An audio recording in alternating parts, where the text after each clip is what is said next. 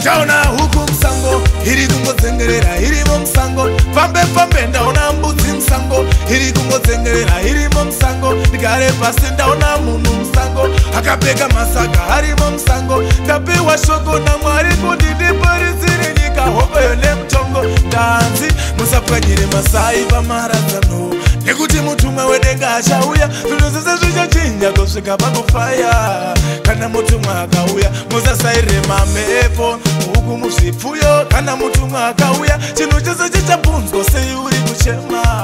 Kana mutumwa akauya ndaona huku msango, iri kungodzengerera irimo msango. Pambe ndaona mbudzi msango, iri kungodzengerera irimo msango. Ndigare pasi ndaona munhu msango, akapfeka masaga arimo msango. Ndapiwa shoko naMwari kuti ndiparisire nyika hopeyo nemutongo. Ukazvitarisisa zvinozosiririsa kuona huku ine chira tuku iri msango, iri msango.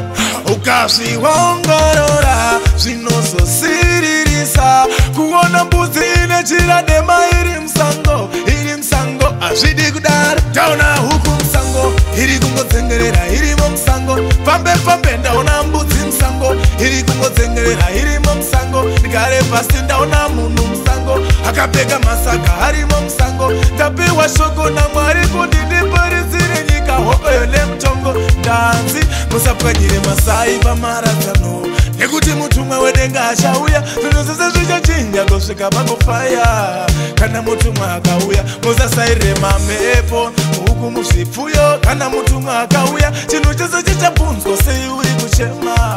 Kana mutumwa akauya ndaona huku msango, iri kungodzengerera irimo msango. Pambe ndaona mbudzi msango, iri kungodzengerera irimo msango. Ndigare pasi ndaona munhu msango, akapfeka masaga arimo msango. Ndapiwa shoko naMwari kuti ndiparisire nyika hopeyo nemutongo. Ukazvitarisisa zvinozosiririsa kuona huku ine chira tuku iri msango, iri msango. Ukazviongorora zvinozosiririsa kuona mbudzi ine chira dema iri msango, iri msango. Hazvidi kudaro. Ndaona huku msango, iri kungodzengerera irimo msango. Pambe ndaona mbudzi msango, iri kungodzengerera irimo msango. Ndigare pasi ndaona munhu msango, akapfeka masaga arimo msango. Ndapiwa shoko naMwari kuti ndiparisire nyika hopeyo nemutongo.